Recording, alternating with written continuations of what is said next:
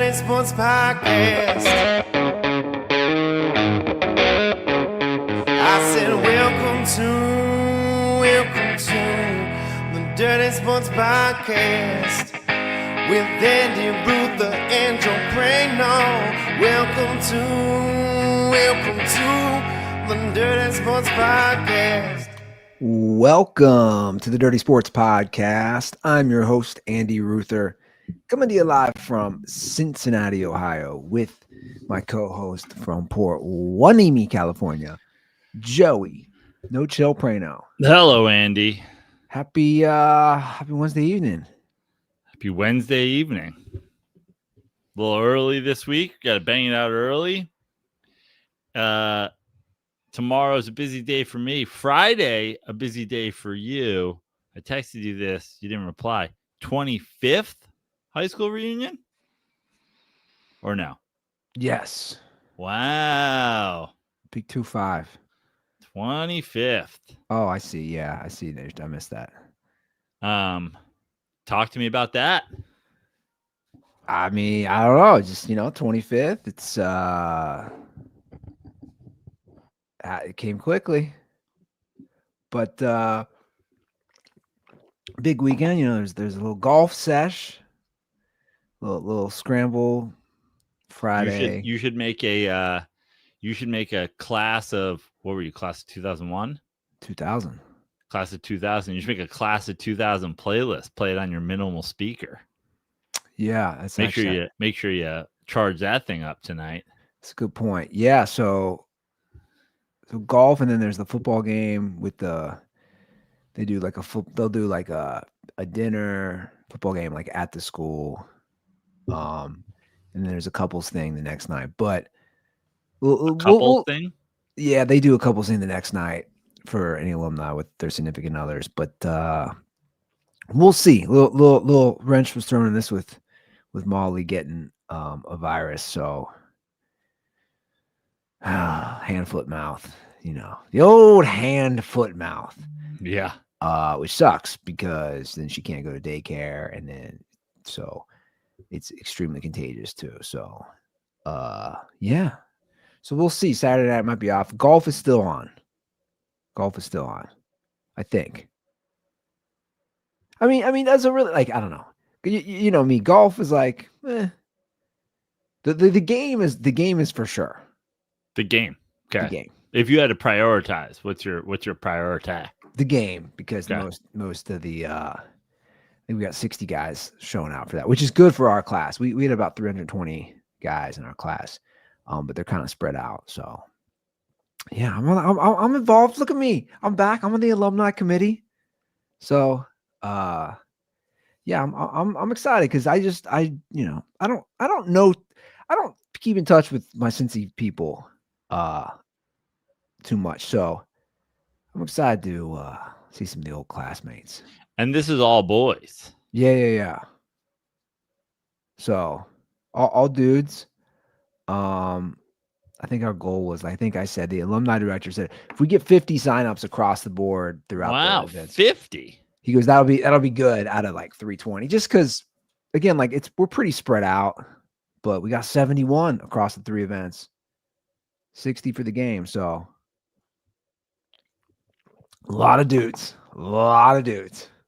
I would say, I want to say half of our, my 25th reunion, I would say half of our class. Now we were only 50 boys or 49 or something like that.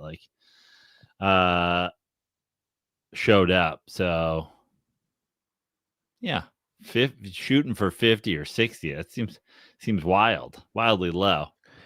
But well, like I said, I think it's alumni is pretty spread out. I mean, shit, our 20th we got. Do people leave Cincinnati and not return? I think a lot do. A lot stay, a lot, but a lot do. It's just so I don't know. Truthfully, I never went to a reunion until I was back. Mm-hmm. I went to the last one because I was here, but the last one, we had a terrible turnout. But yeah, I never really went. Although no, I did. They did our 5-year reunion. They actually did over a Christmas break, and I think I think they had kegs. I was God. Look at this would have been 2005 Christmas. So I would have been a teacher in Las Vegas. I think I was like that guy at the reunion, Just and blackout. yeah, like I was doing keg stands. Hell yeah. And I think that night I might. This is true. We all went out to the bars afterwards. I got so drunk. I think I got thrown out, and I ended up passing out in my buddy's car. I might have shit my pants that. I think my buddies came back and they said it smelled so bad.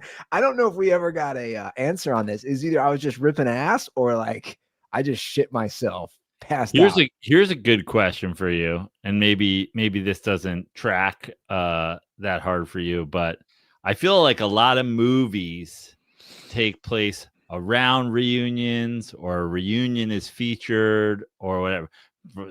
Romeo and Michelle's, Superman. What is that? Superman 2 or 3? There's a big reunion. What best movie reunion? American Pie. There's a reunion. I was right? just gonna say American Pie. I got a deep cut here. That's my sure thing, no doubt about it, lock answer. But What's the Zach? Not Zach. Speaking of Superman, the guy from Superman, where there's a high school reunion, but they make a porno. Kevin Zach James, make a porno. Kevin Smith movie. Yeah. That's reunion, right? Is it? It could be. It sounds right. I think there's a reunion in that too. I'm going Gross Point Blank. That is a deep cut. One of my favorite movies ever. And that's been a while. Great reunion movie. That's been a while. If you guys are out there and you haven't seen Gross Point Blank, you got to see it. John Cusack plays a what I guess he would be like a hired assassin. Like he's a contract killer. And he goes back to his hometown of Grosse Pointe, Michigan, rekindles his own old flame with Minnie Driver, who's working at the local radio station. He's being hunted the whole time by Dan Aykroyd, another contract killer who wants him to join the contract killer union. But John Cusack is holding out. So he's got to kill the scab. So if we did reunion, I'm trying to think. Jeremy Piven. This is from the 90s. He's already bald. Not bald now. Make it make sense. Well, it's pretty easy to make it make sense. Hairpiece, toupee, or implants, right? Yeah. Yep. Yeah, I'm trying to think of any other ones. I know we're missing some. Now you got me curious. Well, there's like, it isn't like I want to say it's like the Big Chill. Like that's probably one of those. I want to say it's like the Big Chill or Diner or something like that. Does the Big Chill take place at a reunion? You forgot a big one. Medea's family reunion. Well, that's not a school reunion. I know. Well, IMDb, the top 20 reunions, and who knows who does this, compiles this list. I mean, this is a wild list. Top 20 reunions? Who made this? Oh, Captain Hicks did. Okay, whoever that is. The Big Chill's number 1. 10 Years number 2. The Deer Hunter is number 3. Wow. Here's another deep cut. Is this a reunion movie? I think it is a reunion movie. Garden State. Beautiful Girls. Garden State. Is Garden State a reunion movie? Well, Zach Braff comes back for his reunion.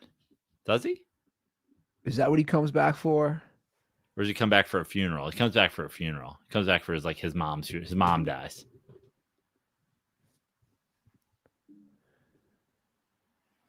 Which one did you say? Beautiful Girls. That's listed at number 6. Wow. What's above that? I mean, again, this is just some random Joe Schmo. Yeah. Beautiful Girls is another great underrated movie. You know, what real full circle moment. When I was a young wannabe actor type, you would have to do monologues. I would occasionally do Michael Rappaport's Beautiful Girls monologue from Beautiful Girls. Now, friends with Michael Rappaport. Wild. I don't know if I'm looking. I don't know if I've seen this. Beautiful Girls? Yeah. Oh my God. It's so good. It's so good, Andy. You guys should watch that, especially in honor of your reunion. I forget the dude's name, but he goes back. He's at, it's not Timothy Hutton, but he looks like Timothy Hutton. Goes back to his reunion outside of Boston. It's like somewhere in like Timothy Hutton's in this. Yeah. Oh, is he? Yeah. Then it must be Timothy Hutton. Comes back to his high school reunion. Michael Rappaport, Matt Dillon. I see Mira Sorvino, Natalie Matt Portman, Dillon saying Mira Sorvino, Rosie O'Donnell, Lauren Holly, Uma Thurman in an incredible Uma Thurman role. Great movie. Natalie Portman plays the next door neighbor to Timothy Hutton's basically childhood home, but she's 12. And Timothy Hutton, spoiler, basically falls in love with a 12-year-old. Interesting. 96 is when it came out. Amazing movie. Honestly, two like movies that if I went Kobe Bryant deep on my all-time movies list, if I went to like 16 or 18 or something like that, you'd get Beautiful Girls and you'd get Grosse Pointe Blank. 2 reunion movies. Yeah. Well, there's more to these than I thought, actually. Yeah, you could go through this list. I do love this. Just a random dude makes this list. It's just like, okay. This is the list, huh? Another underrated reunion movie. Lifeguard with Sam Elliott. Sam Elliott's just a lifeguard in LA. He's like a lifeguard in like Hermosa Beach. And he's dating a girl and she wants him to like he reconnects with a girl he knows from high school and she wants him to like start selling cars instead of being a lifeguard because the lifeguards no job. Meanwhile, lifeguards these days, you're in the fucking fire department union. You're rich, bitch. She wants him to be a car salesman. Another one where he's in love with a teenager. A lot of teenage love in these reunion movies. Back in the 70s, it was okay for your movie to be based around the fact that your lead was in love with a child. Well, I think across the board, music, movies. I mean, what's? I mean, Bruce Springsteen. What is? Hey, little girl, is your daddy home? I mean, come on, like what? Like some Beatles songs, they're just like she used to be wild. Like R. Kelly was born in the wrong time, man. He would have fit in perfectly. Dude, I saw a clip. Shout out to DJ Sizzle. He sent me this. DJ Sizzle. He sent me this Instagram. Somebody had posted. Speaking of wild, it's an episode of the Cosby Show where he's like, the barbecue sauce does something, and it should. Have you seen this? Oh yeah, bro. That was huge a couple years ago when the fucking story came out. I had never seen it. That and the thing from like his book he wrote about drugging people on Spanish Fly or whatever. But the scene just goes on and it shows like couples cuddling. He's like, they've tried the barbecue sauce, and you're just like, what? Oh, he worked into numerous pieces of his art that he was drugging and fucking people. It's insane. Yeah. Absolutely insane. Yeah. It's crazy when you see that stuff. All right, we'll give you a little score update here. I know you're monitoring. When you're monitoring, the Mets are losing, but The Reds are now losing 4-3. All right. The great thing about sharing an athletic account with you is I get the update at the end of every game. So I get the updates when the Reds lose, which is nice. Mets are down like fucking 8-2. So, but the Diamondbacks are right there too. Diamondbacks are a half game behind the Cubs right now, who coming into today. Sorry, not the Cubs. The Reds, who coming in today were a game behind the Mets. Okay. Gotcha. So yeah. So if the Mets lose and the Reds lose, they would hold. And if the Diamondbacks win, they'd split the difference and they'd be in between. They'd be a half game up on the Reds and a half game back on the Mets. So the Reds for this homestand against the Pirates, these 3 games, they have a 3-2-1 deal, which they do throughout the season on certain days. They're doing that the whole series. $3 beer, $2 hot dogs, $1 ice cream cups, and then they have certain $8 tickets. And again, I don't know. I'm just like, I see that. I'm like, why don't you do that throughout the whole season? Well, Like, how about this? Like, how about this? Yeah, do it throughout the whole season. Maybe don't do it in your last homestand for your playoff lot. Like, why isn't the stadium just sold out generally? Here's the thing on that. They only got last night. Now it's been raining a lot, but it didn't rain. I don't think it rained last night. I don't know if it's been raining tonight. This is paid attendance. I just looked at the box score. Paid attendance last night was like 29 something out of 42. So like growing up, it was always Cincinnati's a baseball town. Cincinnati's a baseball town. It's clearly not a baseball town. And by the way, I'm not blaming the fans. You know why? Because I'm one of them. You know why I don't blame the fans? When you don't win a playoff series for 30 years, people just go, oh, yeah, I don't care. 30 years. They haven't won a playoff series since they beat the Dodgers in the NLDS in 1995. Like I don't blame people for not going. They just go, dude, whatever. Like we suck. Yeah. I mean, historically, the Reds are a lot better than the Bengals, though, and people are there turning out for the Bengals. If it was a game 17, it was a week 17 game, week 17 game for the season. And I mean, when was the last time the Bengals won a playoff game before Joe Burrow arrived? Right around the same time as the Reds won a playoff series? 91 or 90.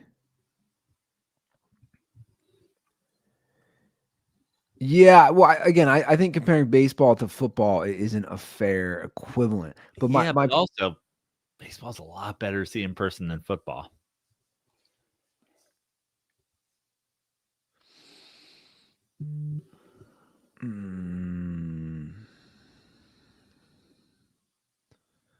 That would be an interesting discussion. Now it's much better in person than versus the TV. Yeah, football for sure is a good. Is that your point? Football is a good TV viewing experience.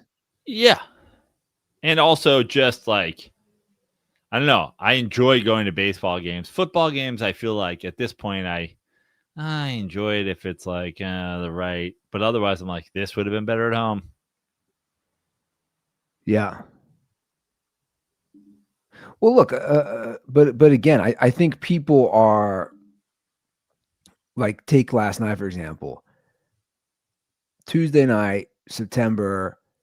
I know what you're saying. I just think people literally are just like, they just like, it just wears on you when you suck and you have shitty ownership for that long. It just wears on you. Like, you know my stance on everything. My stance on life, as far as supporting a business, is if you don't care about me, I don't care about you. I don't care whether you're a fast food chain or a sports owner or whatever. It's like, if you don't put forth effort to care enough, I don't know. It's tough to, like rationally say, I want to support somebody who doesn't care about me. That's just tough. And that's a problem. That's like a major problem here. Like, you can say what you want about like a Jerry Jones type. Yeah. I think he's trying to win. He doesn't know what he's doing. And he's 90 and he's got nepotism going on within the whole organization and his family. But like, I don't know if you can say that for like a Bengals organization or a Reds organization or a Pirates organization. It's like, are you trying to win? Yeah. You know what I'm saying? I guess Like, that's fair. Like that's Well, all I'm saying. they're active. They actively they've essentially told you they don't care about the fans. Yeah. So it's like I don't know. It's just it's we know the current state of like how expensive everything is in the economy, and it's like everything. It's like you almost have to. Let me put it this way: I have gotten, and I know it's because I have a family now. I have gotten I've gotten pretty picky on like choosing things as far as like where I'm going to spend my money or here versus there, like whatever it is. And I need you to care. That's all I'm saying. Like throw me. I don't need much. Throw me a frickin' bone. Throw me a bone, man. You'll love that. I've just now set this up. So my phone is here on a tripod, broadcasting the Reds Pirates game just out of view. Over here on the other side, a little Mets Cubs, which is essentially game over if you're the Mets. 8-2, the 6, forget it. Let me ask you something. Why do they always put a guy on second every inning of extra innings? Why wouldn't you just do the 10th? How about why wouldn't you just do the 12th or the 13th? Look, I'm not really for it in general, but I don't know. I understand the time. I understand the like, my thing is now these games don't go past 14 innings, essentially ever. So why not just play the 10th and the 11th or the 10th, 11th, and 12th as is? And then go to fucking that, because the games usually end in an inning or two anyway. So essentially, I would love to know how many baseball games this year went into the 15th inning. Yeah. I bet none. So you start ghost runners in the 12th or the 13th. You're still never playing a game that goes 15 innings. That to me is way better. But this is all this COVID. It was the COVID thing, and then they just kept as one of the ones that stuck around. Nets, the pitch clock, and like the transfer portal in college. Yeah, that there was a COVID thing, and they're just like, we're keeping it. Yeah.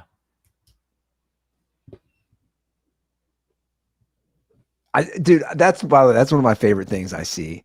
When you see like a college highlight or like something, they'll show the graphic. Like this guy is he's a 6-year senior. He's like 28. Like the amount of Chris Winkies out there's a lot of Chris Winkies, I feel now. Yeah. There's a lot. I mean, how old's Bo Nix? How old is that? How old's our boy Bo Nix? I think Chris Winkie was like 29 or something like that. When because he left, he played baseball for a few years. Yeah.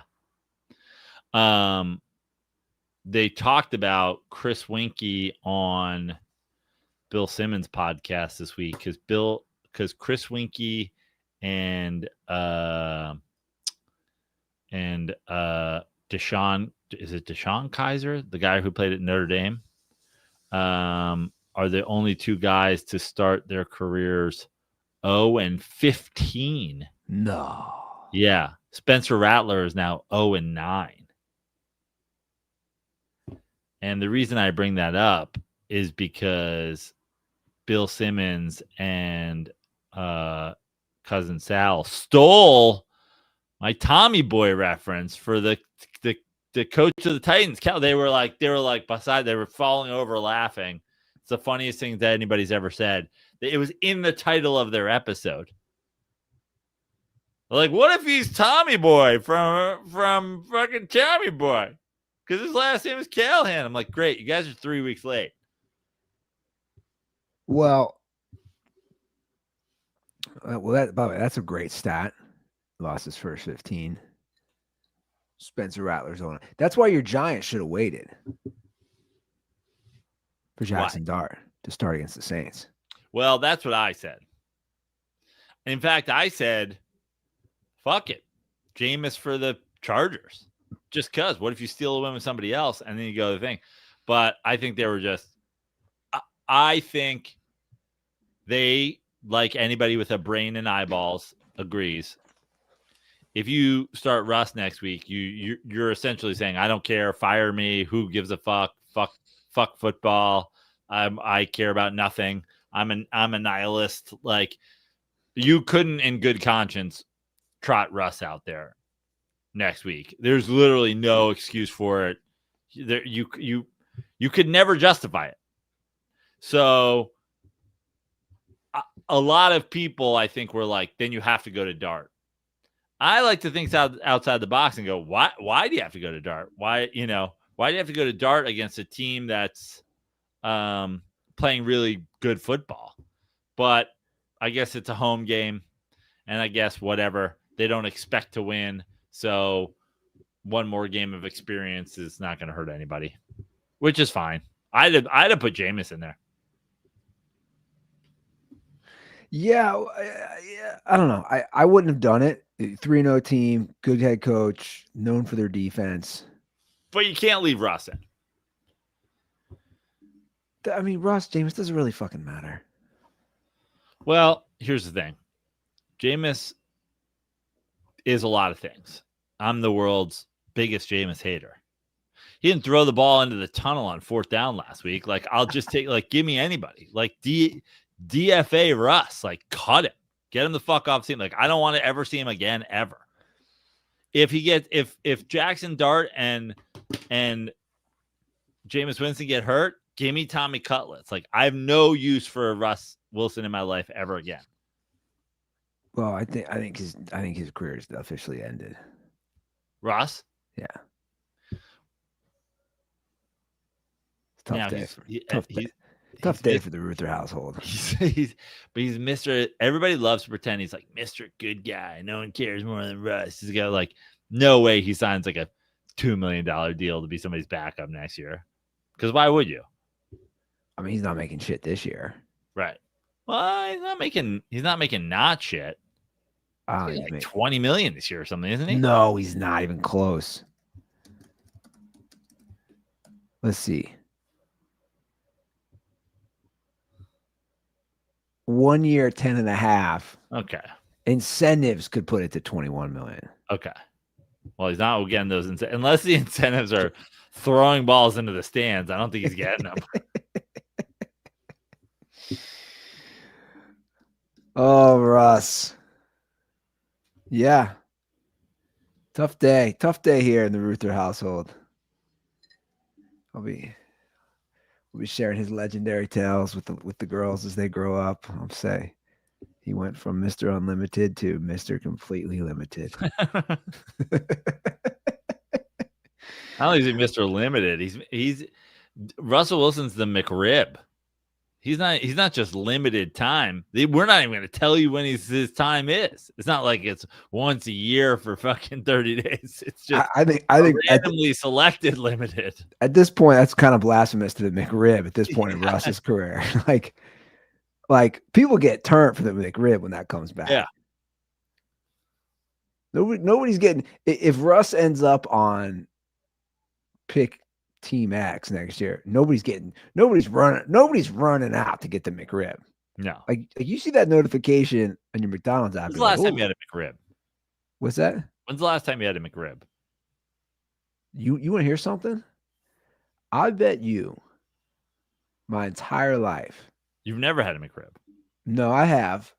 I bet you I'd be shocked if I had a McRib 3 times. Oh, I for sure have not had a McRib 3 times. That's what I'm saying. I haven't had a McRib in this millennial. I had a McRib as a kid. Like, what is in that shit? My brother Mikey loves a McRib. That's where they get you. Yeah.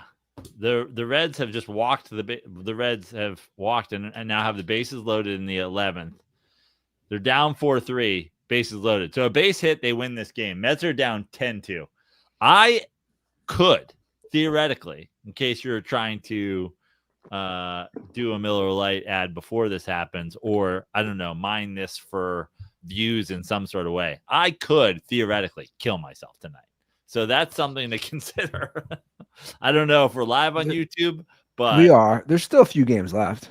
Yeah, I wouldn't worry. The Reds are collapsing and are down, and I don't even know what's happening over here. If the Mets are down, if the Reds get a base hit to take the lead and win this game, and then it's not going to be good for me tonight, Andy. Well, the Reds still have 3 more in Milwaukee, and they, even though I don't follow shit, I know they struggle. Well, Milwaukee's the best team in the National League, but Milwaukee will also be thoughtful about getting their playoff shit in order. But at the same time, they also have a bye through the first round, so maybe they don't even have anything worth getting in order and want to fuck the Reds, which would be great. Well, I do want to hop on board you've read on this over the years, the celebrations. Dude, seeing the Yankees celebrate making a playoff berth is just so embarrassing. Not winning the division. That's what I'm saying. Not winning the division. You're busting out the champagne to make the dude. You're the Yankees. They're like, wait, do we win a walk? They're like, no, we may still win the division. We have merely gotten, we're guaranteed, we've clinched a playoff spot. So should I get the ski goggles? Yeah, get the ski goggles. That's what I always loved about the Patriots and now the Chiefs. Like, you just see it. They're just like, yeah, dude, all we care about is winning a Super Bowl. Ground ball to third, rollover ground ball to third, ball game. Pirates 4, Reds 3. Let's fucking go. Reds choking away. In front of 45 people at Great American Ballpark. Yeah, I mean, I agree with you. The celebrations are ridiculous. To me, it would be, if I was the manager, it would be a motivational tool. 100%. You're not celebrating. They'd come in and they'd be like, "Where's your fucking ski goggles and sponsor beers?" I don't know. They're not here. Drink them at home. Get fucked. Win a playoff round. Honestly, win the pennant. Yeah. Well, crack open a Miller Lite. You should celebrate. I agree. I mean, the Reds lost, so at the very least, the Mets still are a game up. At the very least, the Mets will be the leader. The Mets will be, if the season ended today, playoff team, no matter what happens the rest of the night, even if the Arizona Diamondbacks win and the Mets lose. So there you go. Crack open that Miller Lite. 50 years, Joe. They're still running those Christopher Walken commercials I've seen. Hold on one quick second, Andy. Sure, go for it. 50 years, guys. It's a long time. Half a century. We're talking about me celebrating my 25th high school reunion. We're talking double that for Miller Lite. 50. A big 50. old 50. Many beers. many beers. I knew you'd hop on that right there. Oh, he's got the Miller Lite in the celebrating the Jaxon Dart start with the Prano personalized. Jaxon Darty season. The personalized New York Giants Prano pint glass. He's raising one, guys, for his team. You guys should raise one for your team this weekend. I don't care whether it's football, baseball, basketball, hockey. I don't know what you're doing. There you go. Oh, man.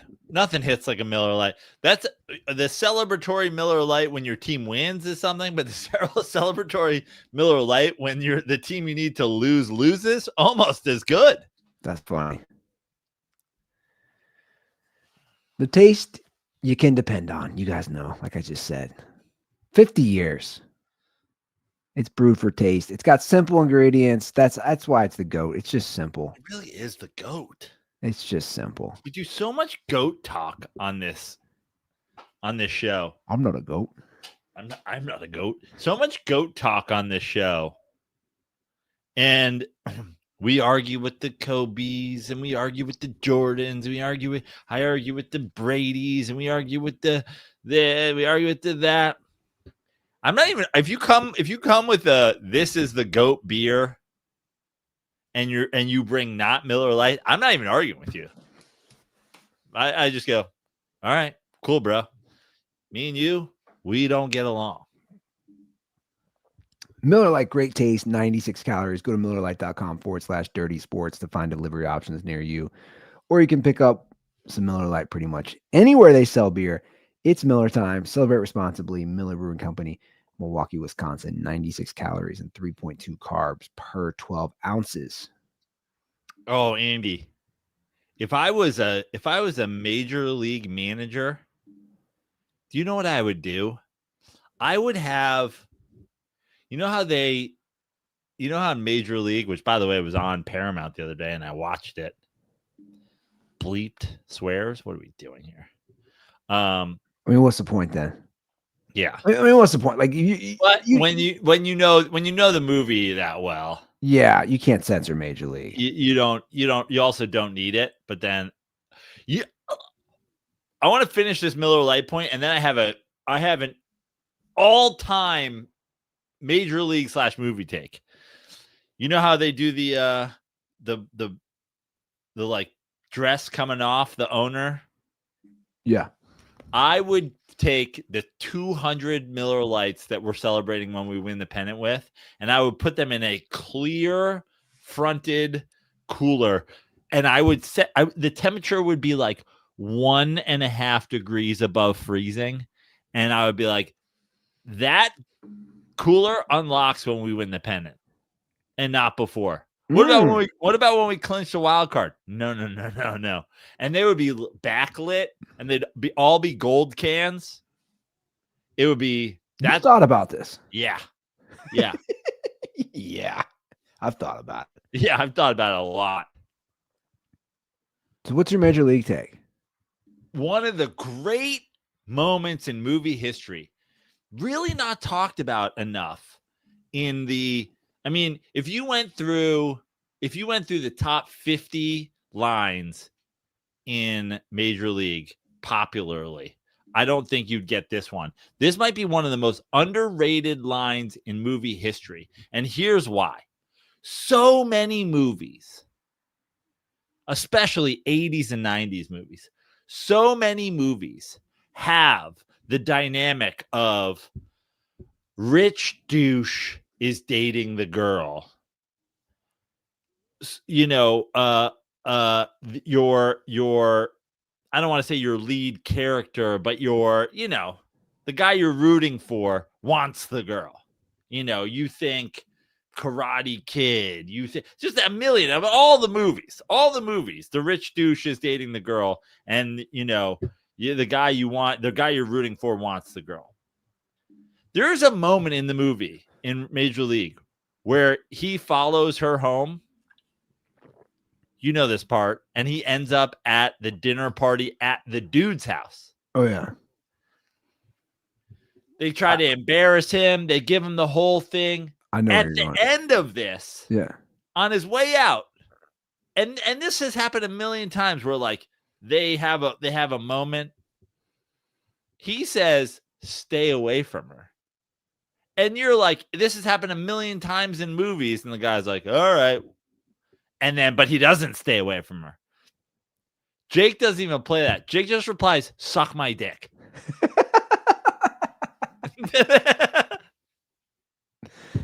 Stay away from her. Suck my dick. And he walks out. That's elite. It like turns the whole like, all right, I'll stay away with her, but like secretly, I'm gonna still try to get her out from under you. I'm gonna like try to perform.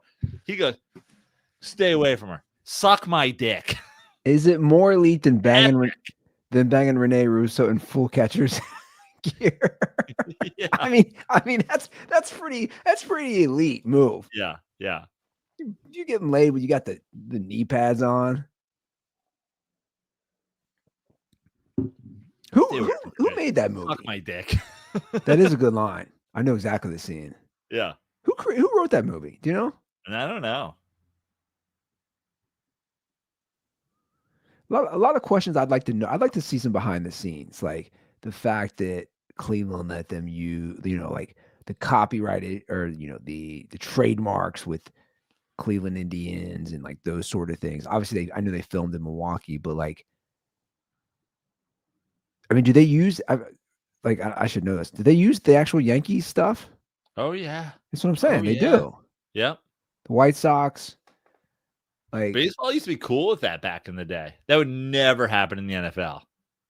oh no, Oh, never really happened in the NBA. The only movie in the NBA I can think about is even fucking Eddie with Whoopi Goldberg.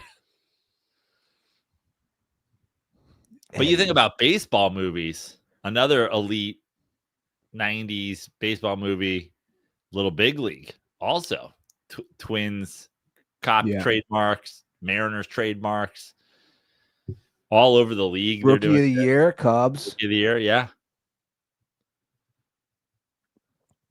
That's true. The NFL never. It was the Miami Sharks in any given Sunday. And Yeah.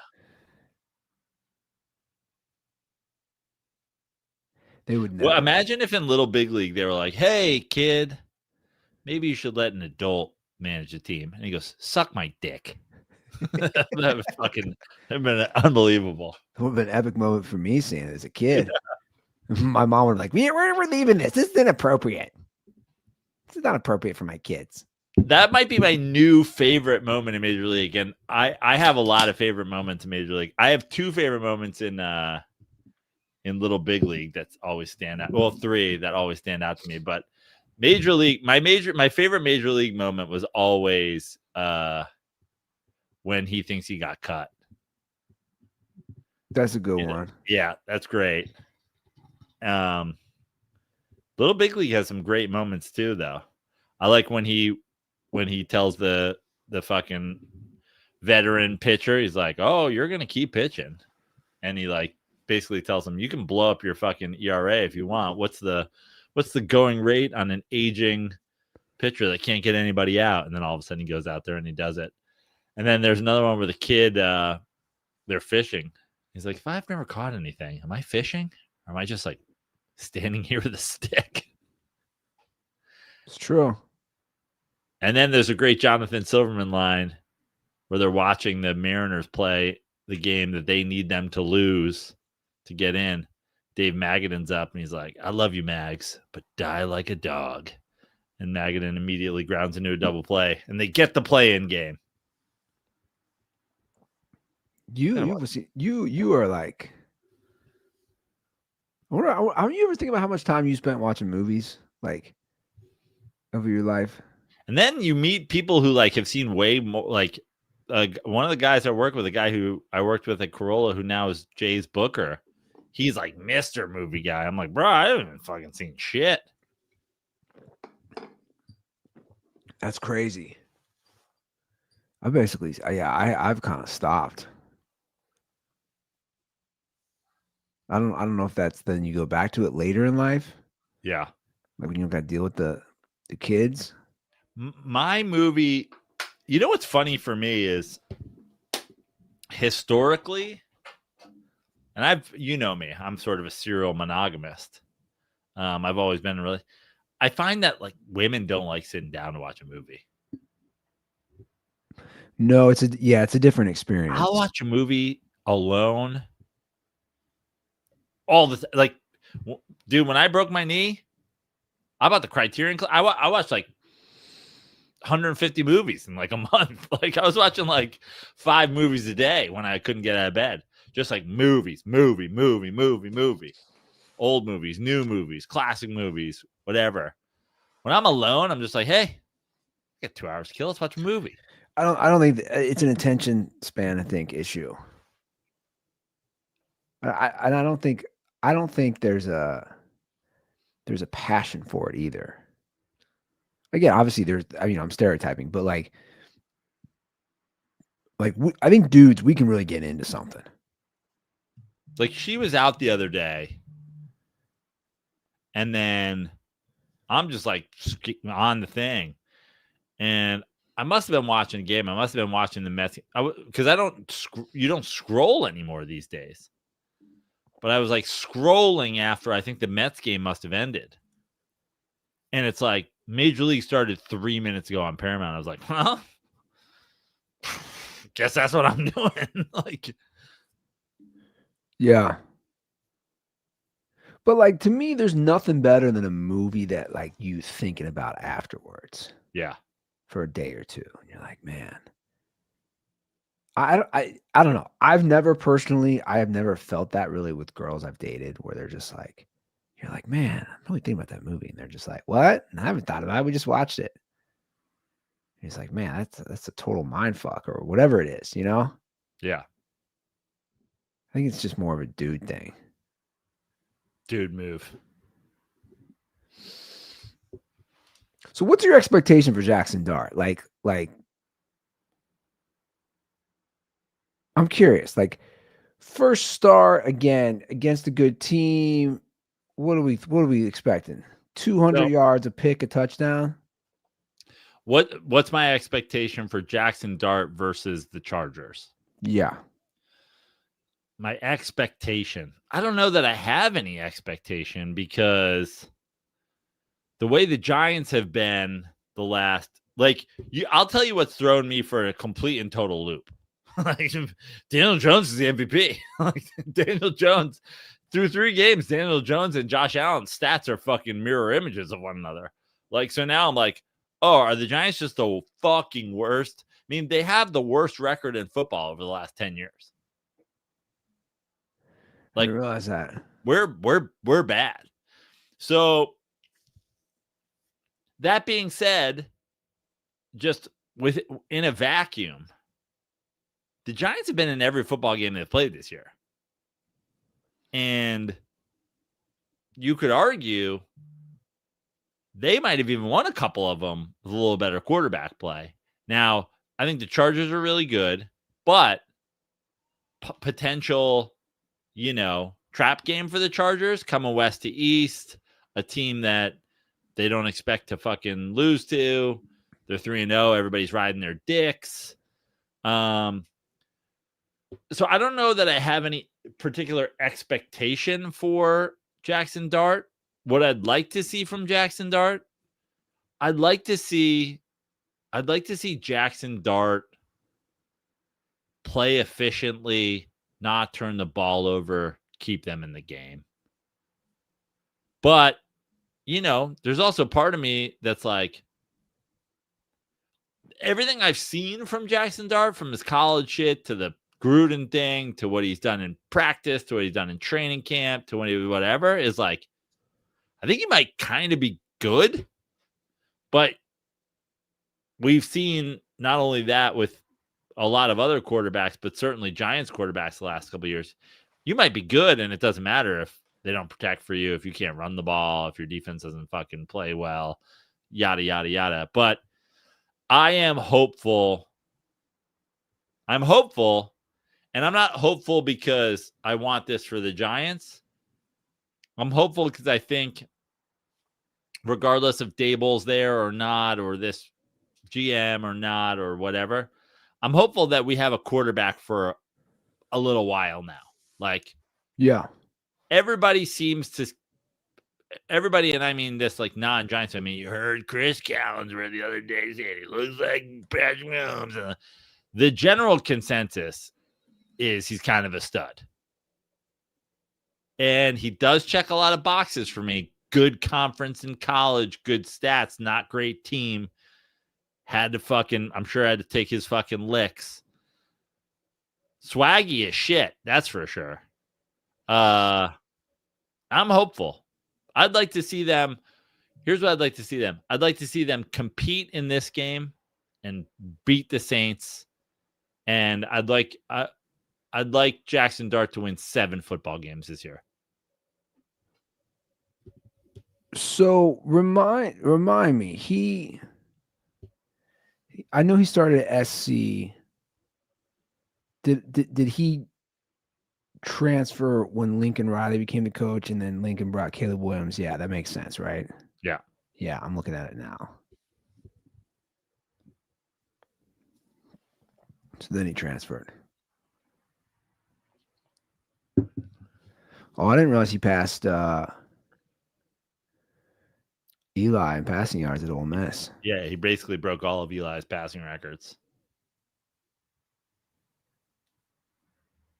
Man, it's almost like they're just trying to like recreate the old Eli, Ole Miss. But totally different guy than Eli. Sure. I mean, like you look at, I mean, did you watch Monday Night Football with, first of all, Daniel Jones is the world's most boring man. Oh my God. It was brutal. Bro. He's I don't know. I guess he would sell single Ekis or something. Why do they have him on? I was like, make it end. Like, Make it stop. I don't always talk on Peyton and Eli Monday Night Football, but when I do, I say nothing interesting. The least interesting man in the world. Even when they were showing like clips of him and Eli doing flip cup, I go, you just are so boring. I don't always drink, but when I do, it's usually water. He was bad, man. Yeah. But yeah, I did. Dehydrated, friends. Like you're like, what the fuck is this? Yeah. Yeah, he's that. But like that, I think, the Ole Miss thing aside, I'll say this, and I think this is something that Giants fans really latched onto with Daniel Jones. Daniel Jones was a lot more like Eli than Jaxon Dart is. Yeah. It's like side part, kind of herder, boring. Dress, yeah. Yeah, just like polo shirts and whatever. Jaxon Dart is swaggy as fuck. He's got the chain. He's got the fucking one eye black. He's got, whatever. Like, I don't know. We'll see. I would like to watch an entertaining. The Chargers are good. I'd like to watch a real good football game on Sunday, and win or lose, that'll get me hyped for the rest of the year. Because then you go into a Saints game, sure, you're 0-4, so you're not making the fucking playoffs or anything, but then the year becomes what can Jaxon Dart do? Like Jeremy Lin didn't make the fucking playoffs either, but it's the greatest thing that happened in New York basketball until Jalen Brunson arrived.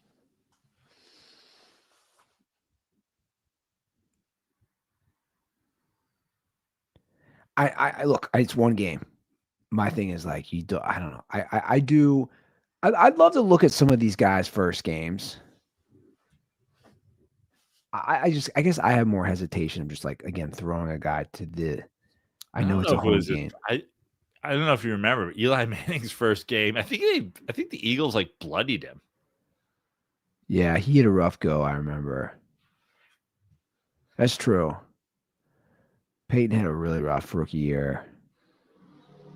I would have personally let it be the Saints game, but at the same time, they are West coming East. You know what I mean? Yeah. It definitely feels like if we were completely, indifferent to this game, if there was no Giants ties or anything like that to this game, I think we'd both be like, this has trap game written all over it. Yeah. He's like a good version of Tommy Cutlets with the swag. You know, Tommy Cutlets is in a commercial. For what? Is it Progressive or one of those other ones where they one of the insurance companies where they mock the backup coming in? And I was like, that's a good pull for his agent. Yeah. Like he's not even on a roster. Like, isn't he practice squad? Yeah. Like you gotta, like, the other ones are funny because they got like legit backups. I'm like, he's not even on the roster. Yeah, but come on, Mike. Any guy who's, as far as practice squad guys named after pieces of meat go, it's hard to beat Tommy Cutlets.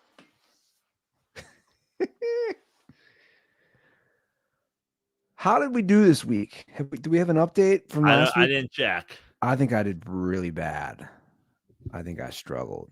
Let me see. Do we have any updates?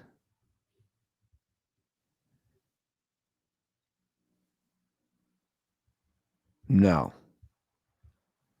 Well, he didn't know we were going tonight early.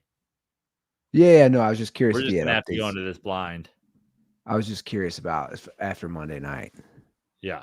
After that, the Lions just show. Dude, it's interesting this season, and we'll get to the games here. And we'll just preview this one. We'll get to it in a minute, but Ravens Chiefs playing one of those teams is going to be 1-3. That's wild. Yeah. Wild to think.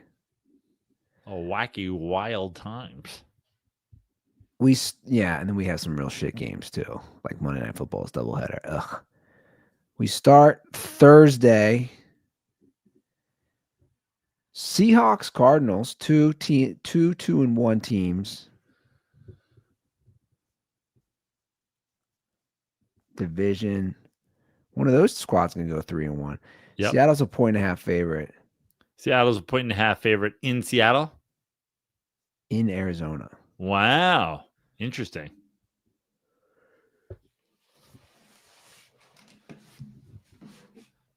Okay. Yeah. Give me a second here.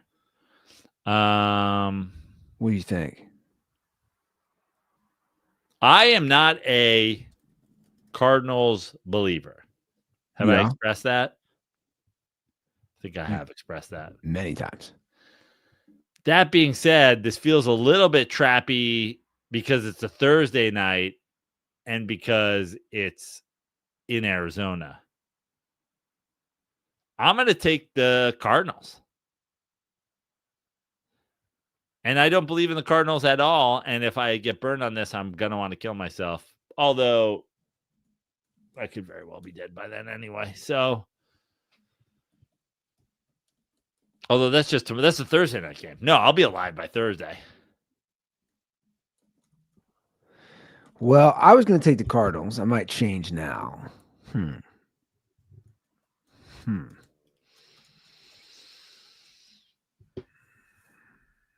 Sam Darnold, I thought last week, I was like, oh, he's still playing fine. I was like, is he due for some turnovers? What's going on with Marvin Harrison Jr.?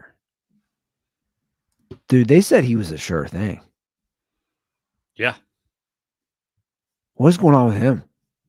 I don't know. Just a drop bonanza, right? Is that just the yips? I've never seen receiver yips.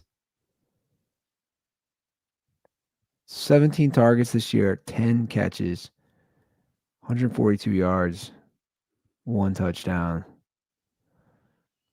I don't know, man. Not good. Am I going to change my pick because you did that? I'll stick with Arizona simply because they're underdogs at home. I like it. Oh, we already got foreign games. We already got foreign games. Well, we had foreign games already. Nice. Our first ever game in Dublin? Ireland. Who's playing in Ireland? The Vikings and Steelers. 6:30 a.m. your time. I know you're getting up for that. Is Aaron Rodgers allowed to not have the measles vaccination and go to the measles vaccination? Aaron Rodgers. I've told my John Ireland AIDS story on this show before. I have, right?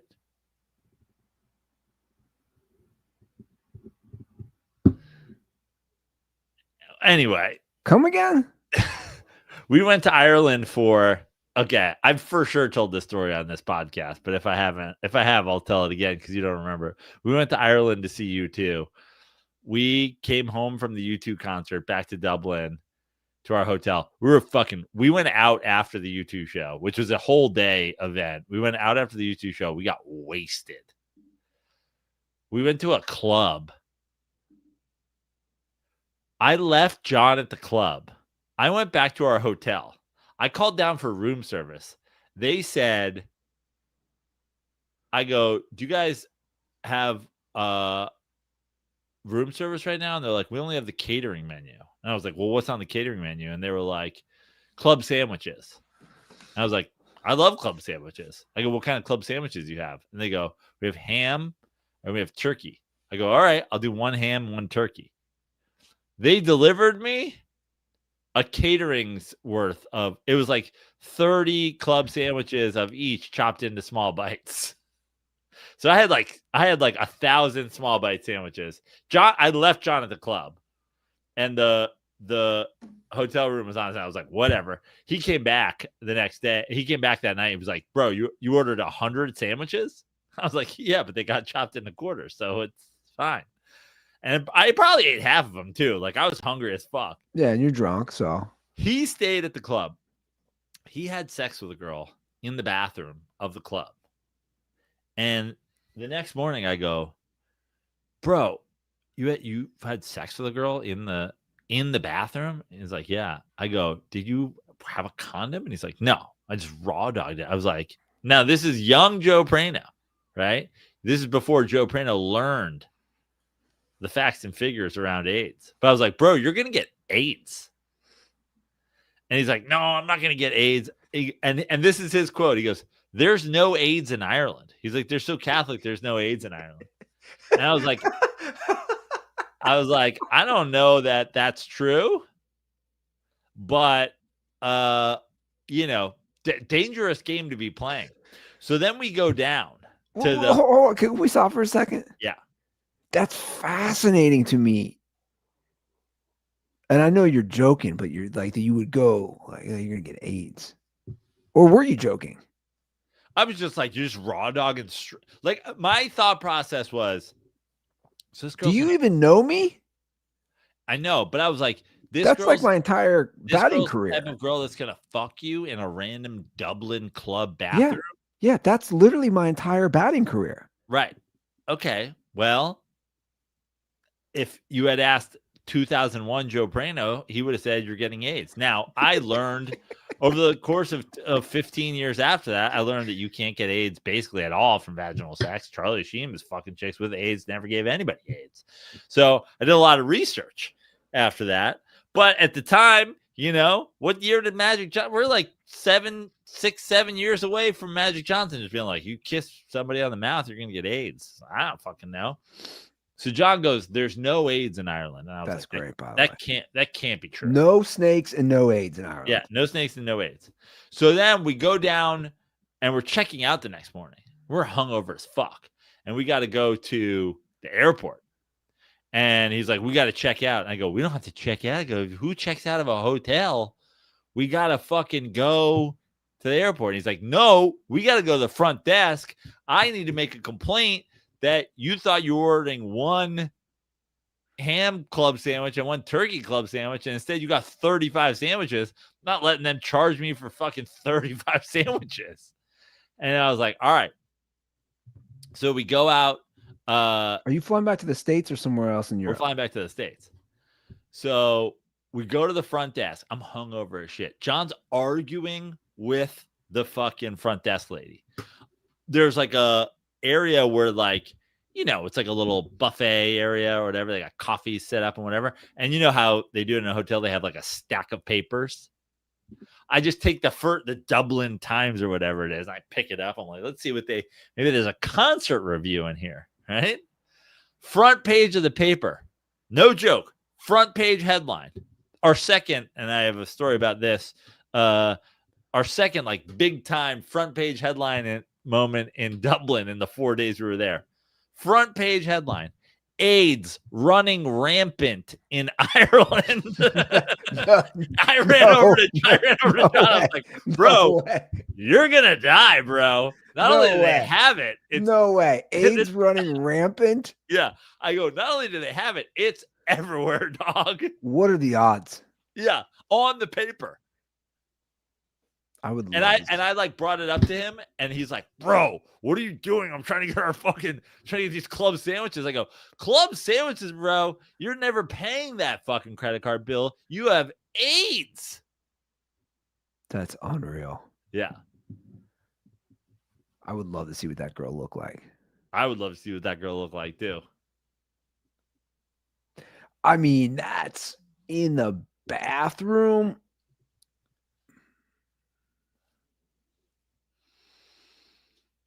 Now, remind me after the show. I have a second John story for you that I can't tell on air, but you're gonna love this update.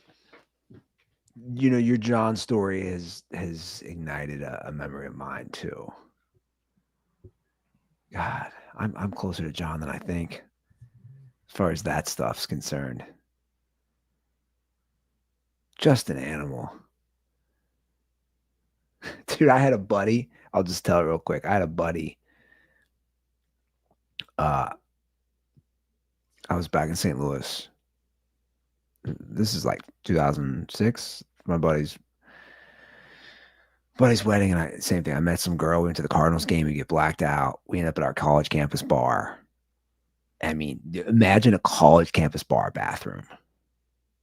And I take her in there, and her panties are at her ankles, and my pants are down, and I'm like just about to like do what John did. And the security came and like, dude, what do you? And I was like mad. I was like, what do you mean what I'm doing? He's like, dude, you can't have sex in it. Like, you know, I get kicked out of the bar. Right as I'm about to just like raw dog this girl. And then I end up back at her place, and I was like, we're raw dogging somewhere. And my buddy, who I hadn't even talked to, who's getting married the next day, like I called him and I was like, hey man, can you take me to my other buddy's place? He's like, what are you talking about, dude? Like, take me. I was like, I'm sitting at a Jack in the Box.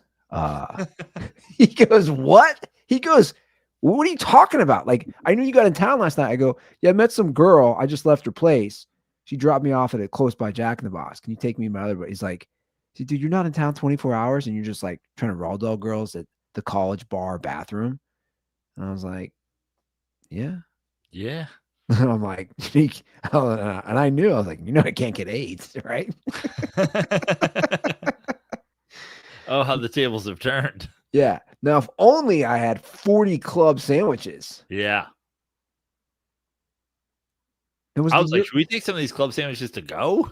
Was the Euro, was that It the came Euro? up, by the way, it came up on like a layered tray. Like the guy put the tray and it was like multi-layered. Did they have the Euro yet, or were they using the pound? I think they were using the Euro then. That's amazing. So that game's in Dublin. That game's in Dublin. The Vikings are 2.5-point favorites. I mean, I don't know. I'm up first. I don't know. Sorry, I'm trying to see. Does it matter? I was trying to see who's playing quarterback for the Vikings. Does it matter? I think it's Wentz again. That Vikings D is fucking nasty. And Aaron Rodgers is old. And the Steelers' offensive line is pretty fucking bad. Are the Steelers 3-0? No, the Steelers are 2-1. They're 2-1. They lost week 2 to Seattle. Remember the Right. kickoff? Right. I mean, they spotted the team 7 points in a close game. With all that being said, I'm going to go with the Steelers. Okay. Just kind of, I don't know. I'm also going to go with the Steelers. I was hoping I'm going to go with the Steelers just based on like the Europe of it all. Yes. And, you know, veteran coach, veteran quarterback versus floppy game. That's what I'm thinking. Yeah. Like, I don't know. I can see Carson Wentz just doing Carson Wentz things. All right, Commanders, Falcons. This one is it's in Atlanta. Jaden Daniels says he wants to play. We don't know. Like, they looked obviously great last week without him. Washington's a 1.5 favorite. Is Kirk Cousins back starting? Is he? I don't know. You're just like boldly demanding it? No. I'm asking a question because obviously Penix played terrible last week and he got benched. Did you know that? No, I didn't know. Did Kirk Cousins end up finishing that game? Yeah, I'm pretty sure he did. Oh, wow. So it's like, It's like they lost 30-0. Yeah, Cousins finished the game. I don't know. Can you guys just update it? I'm assuming that we would have heard if they were benching him for. Yeah. So 1.5. You're up. 1.5 Commanders favorites in Atlanta. Yeah, I'm gonna take Washington. They won with Mariota. Killed the Raiders. Yeah. I agree. I'm gonna take Washington as well. All right, Saints Bills. Oh yeah. This one is in Buffalo. Yeah. I don't think we even need to debate this one. Buffalo's 15.5 point favorites. Yeah, I think I'm gonna take the Bills. 50.5. It's tough. It's gonna. I might still go Buffalo. I could see it being 51-0. It's 15.5. Yeah. It's a no-brainer for me. Yeah, I agree. That'll be a lot of. But did it open higher than that? No, I think it opened around that. Wow. All right, Browns Lions. Browns off a huge upset win.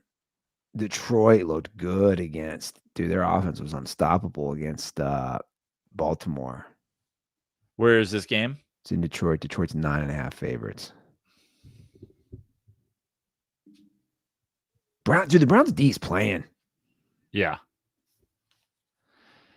It's the perfect spread. It's the perfect. It's, Like a I mean, backdoor cover. the perfect spread is anything between 7 and 10 because a 7 point. If you told me 7 or 7.5, I'm like, just give me the Lions. Where did you say it is? It's in Detroit. It's in Detroit. All right, I'll take the Lions. Yeah, I can't in good conscience take the Browns. The defense is the best in football thus far, I believe, but still, how they? I just don't see the Browns scoring enough points. No. 17-7 they cover. Exactly.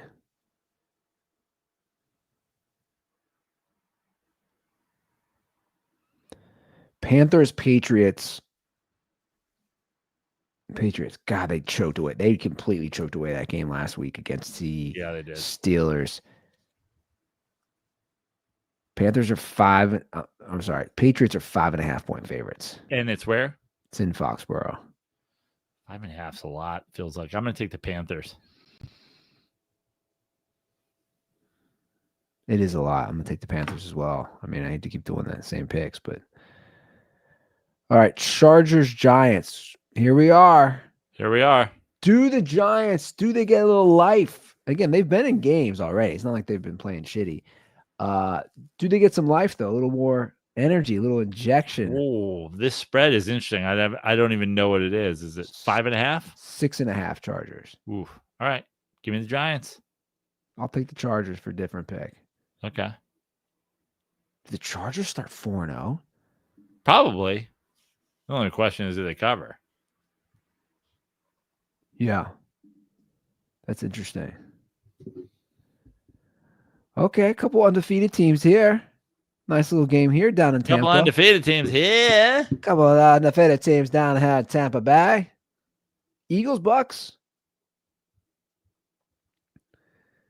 Eagles are 3.5 point favorites. I'm up. I'm gonna take the Bucks.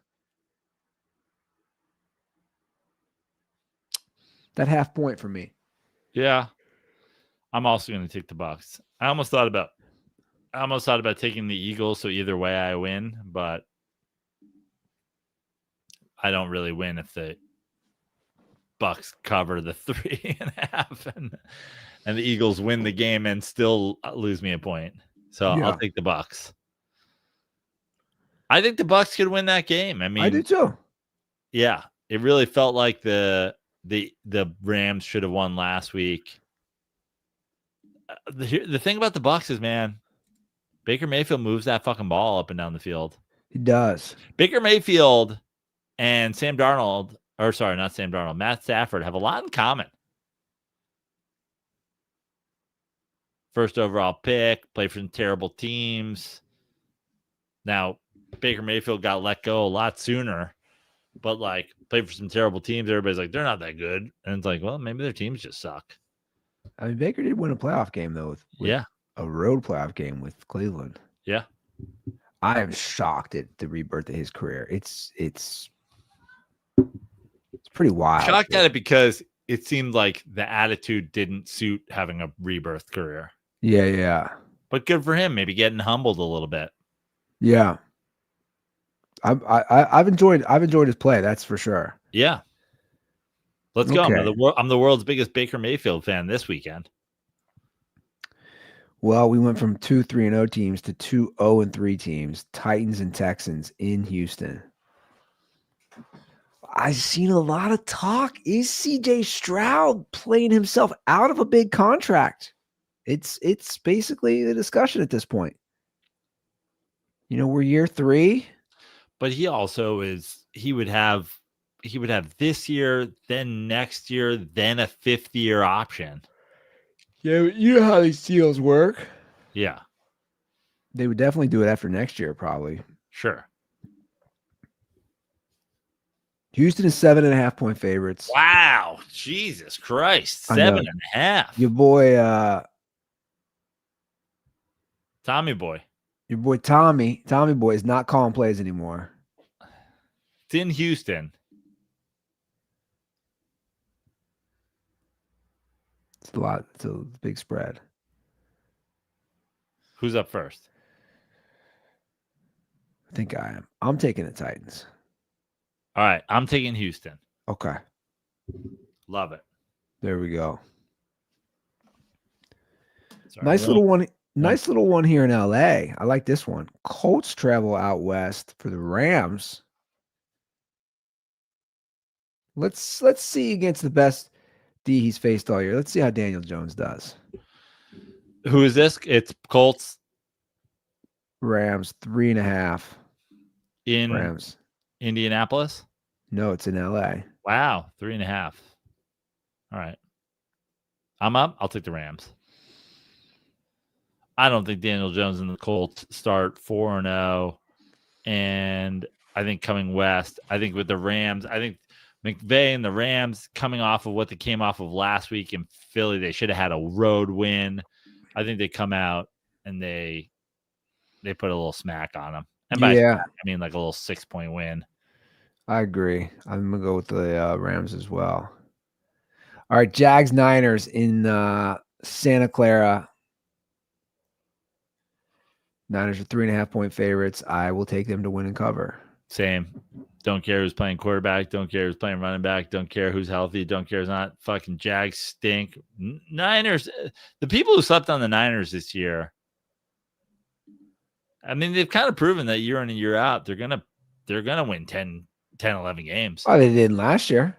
What's that? They didn't come close to that last year. Well, what did they win last year? 9 games? No, they won like 6 games. Did they?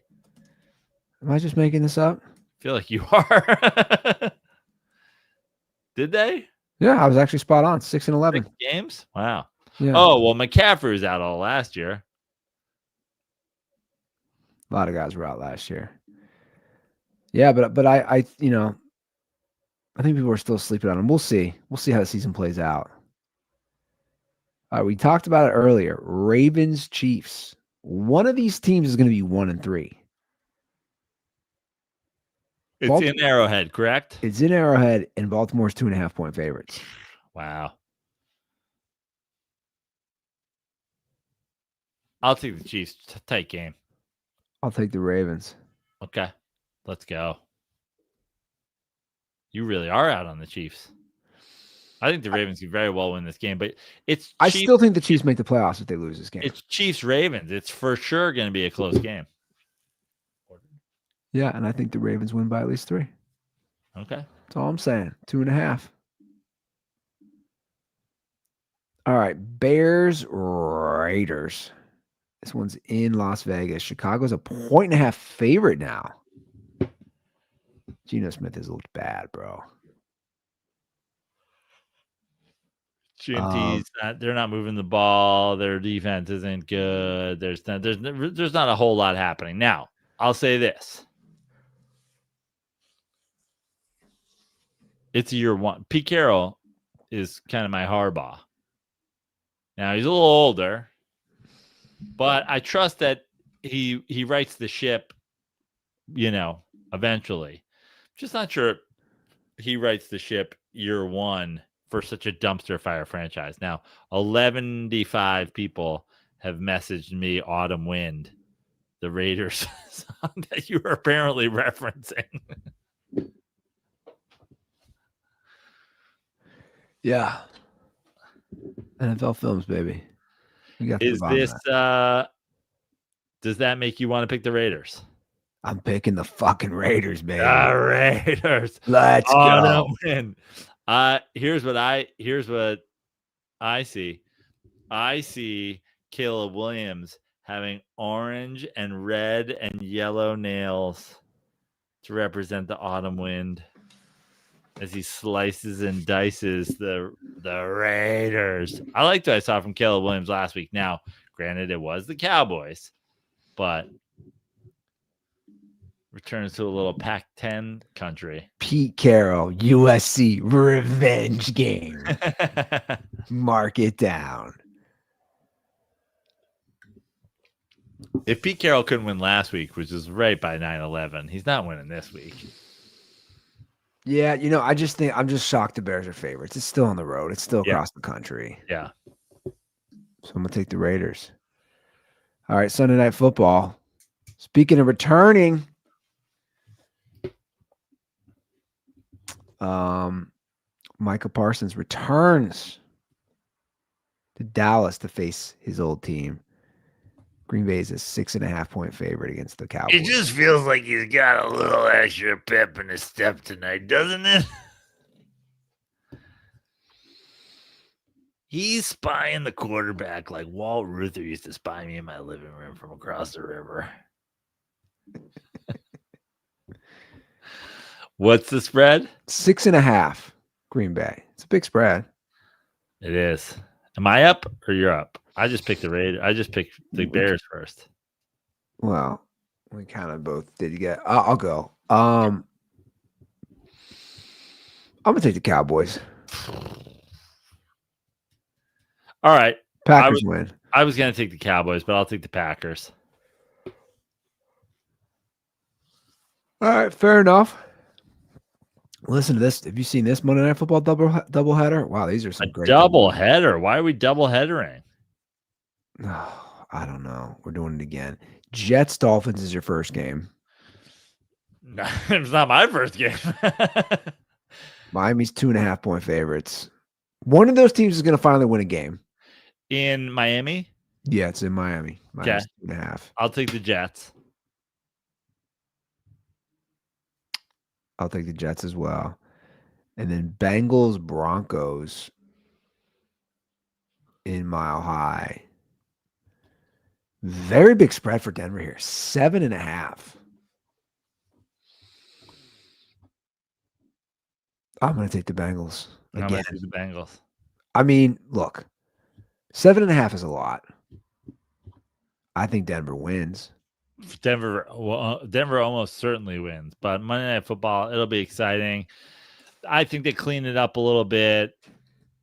It's an outside Denver game. It's an extra day to prepare. I think it's going to be, sloppy. And I mean, essentially the backup battle of the backups, like Bo Nix does not look like a starting quarterback in the NFL this year. You want to talk about sophomore slump, but yeah, I agree. That's too big a spread. All right. Well, there you have it. Good luck against that Denver D. I'm shocked that you didn't go with your Denver D and your Sean Payton and anti your Bengals. It almost feels like you're chickened out a little bit. I'm not chickening out. I picked the Bengals last week. I'm not changing my pick. You're not going to change it. That 7.5 is too big. I think they're in for a rough patch, Justin. I'm sorry. Because next week you got Detroit at home, and then you got at Green Bay. They have one win right now? 2. Oh, 2. They started 2 now. Yeah, so They could be 2-5.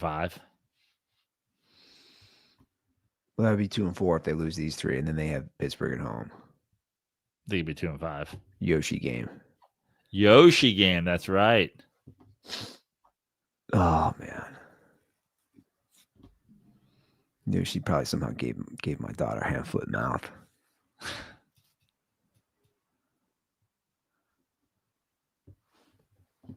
There it is. There's your picks. There it is. Week 4. Featuring the John Aid story from Ireland. That's right.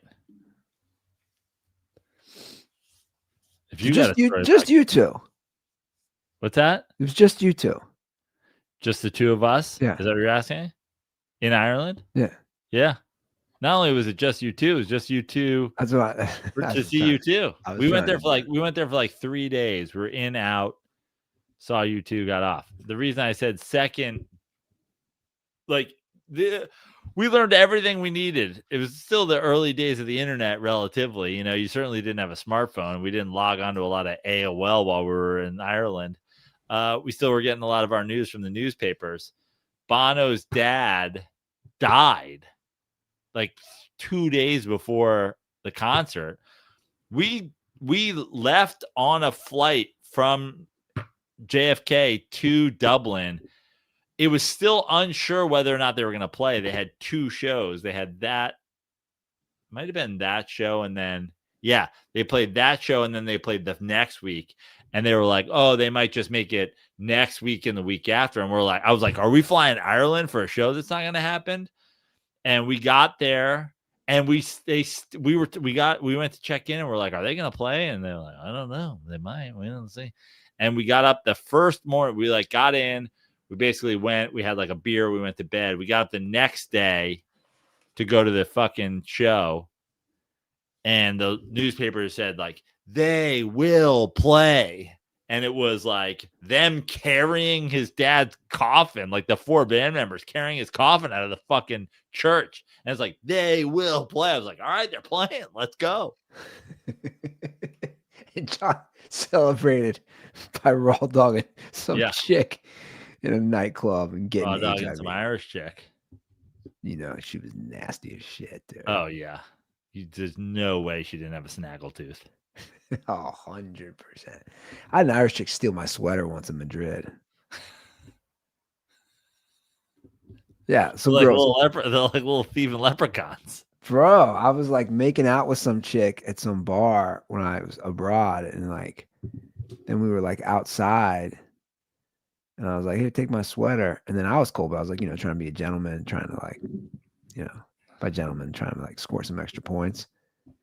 And she just literally like almost like ran away. I was like, whoa, whoa, whoa, what? She like took off. I was like, yo, I'm cold now. Like, no, I gotta fucking be cold tonight. And then she gave John AIDS. That was that same shit. Yeah, hotline. 859-832-0478. There it is. Give us a call. Yeah, give a shout. I got some shows coming up. I will be down in San Diego once again. I'll be in Carlsbad on October 4th doing a comedy juice. You can see that location, joeprano.com for shows. October 16th, opening for Jay Moore at the world famous Comedy and Magic Club in Hermosa Beach. October 23rd, I will be doing a charity show for the California Coastal Horse Rescue in Ojai, California. Come to that. 3 days before that or something like that, 4 days before that, October 19th, I'll be doing a show in South Lake Tahoe at the Barrel Room, another charity show. This guy does a lot of charity. You know what I'm saying? Another charity show at the Barrel Room in South Lake Tahoe for the Boys and Girls Club of South Lake Tahoe. And then, of course, in November, I'll be working with Eddie Ift at Brad Garrett's Comedy Club in the MGM in Las Vegas. So lots of charity. And then Sin City. Baby. Come support a charity if you're in Ojai or if you're in South Lake Tahoe or anywhere in those nearby places. Follow me, joeprano.com for shows, at Joe Prano on all social media. Cool. That's the show.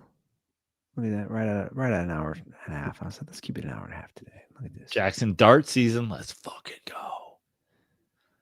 All right. Here it is. Thanks for listening. Thanks for watching. That's the show. We'll see you guys next week. And as always, stay dirty.